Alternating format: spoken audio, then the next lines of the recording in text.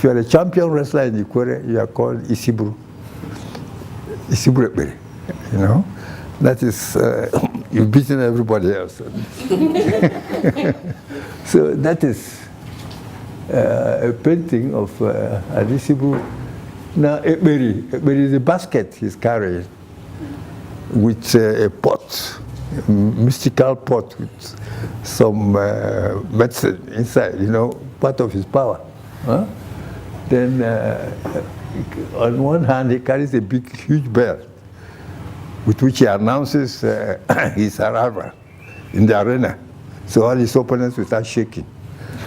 Then the other hand, on his left hand, is carrying a mirror with which he'll see the result of the bout even before it starts. And the thing in his mouth is a medicinal root, which gives him extra strength when he wants to wrestle. The wrestling thing is something that the Ikwere people cherish. To be an Isiburu, you have to wrestle for some time, 7 years or 6, or unbeaten. Then you retire as an Isiburu. So when you retire as an Isiburu, you retire unbeaten. If you get beaten in the 7th year, then sorry.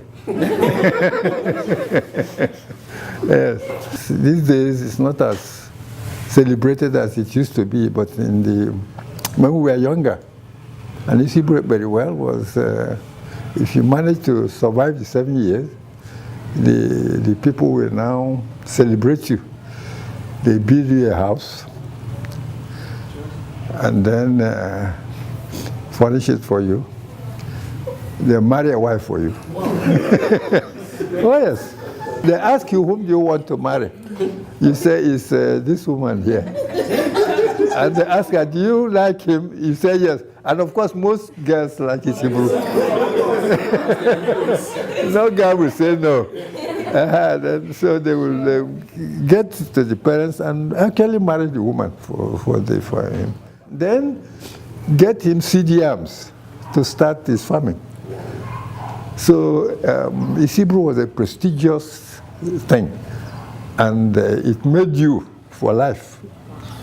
If you managed to survive the 7 years that you were Isiburu, that made you for life. All these things, you have the honors, and then you have all these material benefits coming to you. Yeah.